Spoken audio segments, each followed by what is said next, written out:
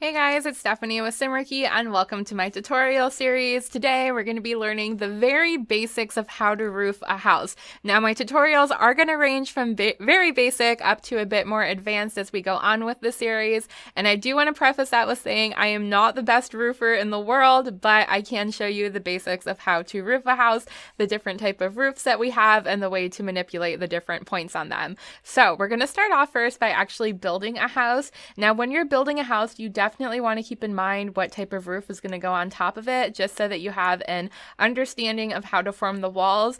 When I first started building, I started building a ton of rooms with diagonal walls and angled shapes and crazy little protrusions here and there, and it was a nightmare to roof. So definitely keep in mind the shape of the house. For example, if you were going to have a shape like this and then a shape coming off of it, perhaps like this, that would be something to roof pretty easily. Now, when you start adding little pop outs in the house, let's say you want to pop out here for your front door, try to keep them again pretty basic shapes when you're first learning how to roof, so that you don't have a crazy shaped wall to try to put a roof on top of. So this could be a pop out for our front door, this can be a pop out for a bay window, or not a bay window, just a regular window, and then this could be a pop out for our back door. Okay, so this is a super basic house. I will show you how to roof this right now. So the main thing you want to do is click on your different roof types and find one that is going to cover the biggest part of the house. So for me, for this particular house, this is the biggest room or the biggest section, and we can actually use a gabled roof. I will go over the different type of roof shapes in a second, but this is the most standard, easiest to use. So we're going to sort of grab it and just place it down, and it has different arrows where you can drag it exactly where you want it. And again, I'm going to try to cover the biggest portion that I can first, and then we'll take care of the little pop outs and extra rooms. So once that is in place, the roofs by default, the bigger you make them, the taller they get. So I always click on them, and you can grab this very top arrow here and sort of drag it down just to bring it to a more normal level.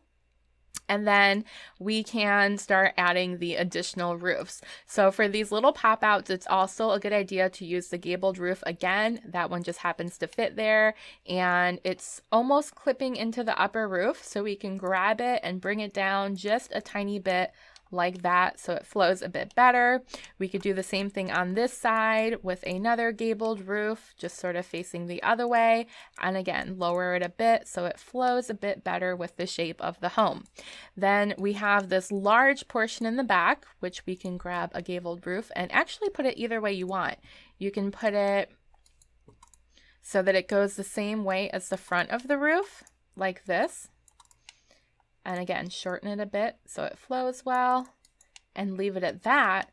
Or you can actually make it go the other way. So I'm going to delete this and have it go sideways instead.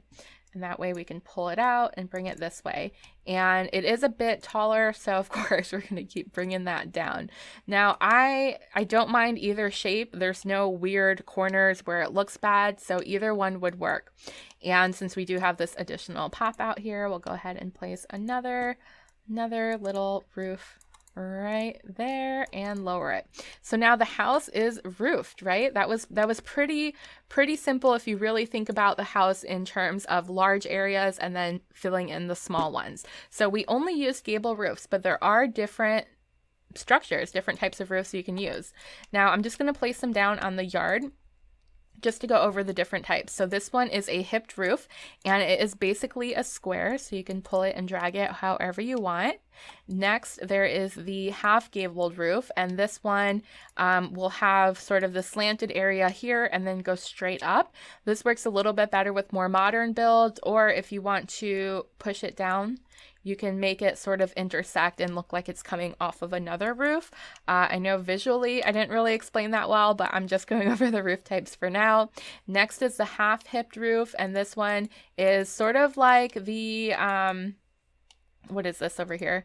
Well, yeah, I guess it's sort of like the hipped roof, but it ends. So it has an ending here where it kind of goes up higher.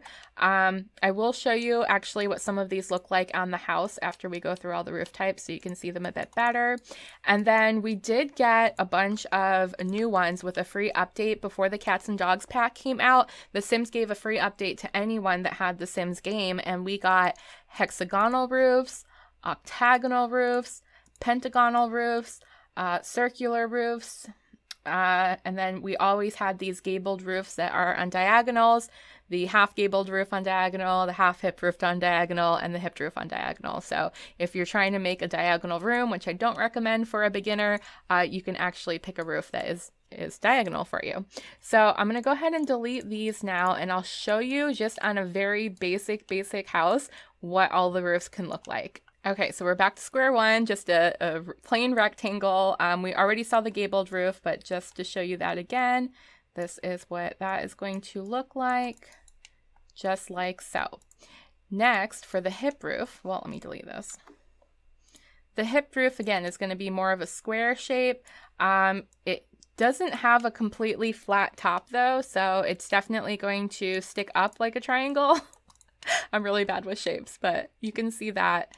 And you can start combining these roofs together. For example, if we take the half gabled roof and combine it with this one, we can actually stretch it across, bring it down, keep stretching it all the way across like this, and then have it sort of overhang. So it creates a different type of roof.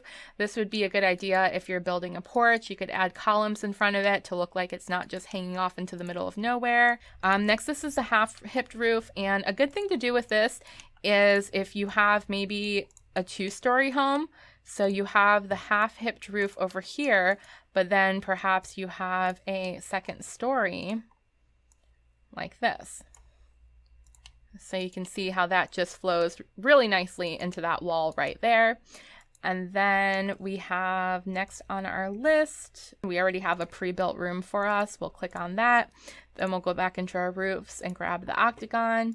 And you basically just set it on top, and you can use different manipulation points to change that around. But that's basically how those work. And then again, the diagonal ones, I'll show you that. If you have a room that's on a diagonal like this, then a regular roof isn't gonna work. It just simply will not work. So we do have our diagonal roofs that you can use for that. So that's the very, very basic introduction to roofs. Next, I'm going to show you the manipulation points. So I'm going to delete all of these. We'll go back to square one with our gabled roof. And so there are arrows here. When you click on the roof, there are actually five large arrows, and you can drag it like this, drag it back, and then you can also drag it from the front to the back. And then the one on top goes up and down, obviously. So you can make it taller and pointier or shorter and flatter. So those are the main triangles, or the main arrows.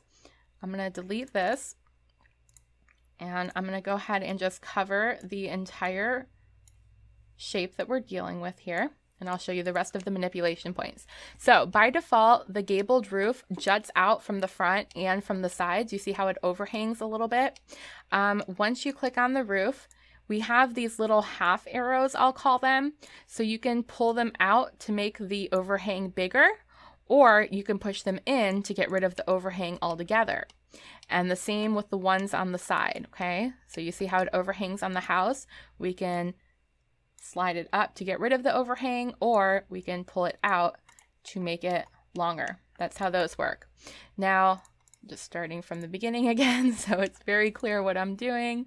I'm going to put the roof back down and show you the other manipulation points. So when you click on the roof, we actually have these little balls right here, and you can, and you can click on those to change the shape. If you drag it down, it brings it inward, and if you drag it up, it curves it outward. I know there's technical terms for this stuff, but I'm doing the best that I can. So you can create different shapes.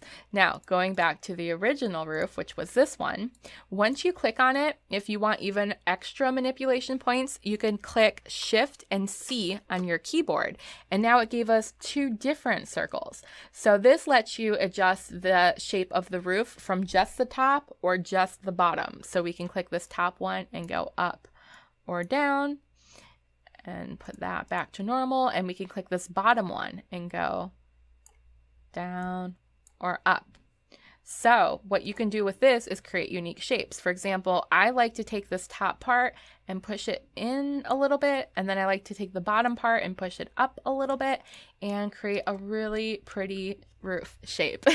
So all of the roofs are going to have their own manipulation points. I highly recommend just playing around with them. I might do something for a more basic, or I'm sorry, a more advanced tutorial down the road, but just now to keep it sweet and simple, that is how you roof a house. So there is your very basic introduction to roofing in The Sims 4. Make sure to subscribe, guys, if you want more tutorials. We will get more advanced as the series goes on. And if there's something I didn't cover or something that you want to see, make sure to leave a comment down below so that I can create a video for you, and I will see you guys in the next video. I hope you have a wonderful, wonderful day. Bye!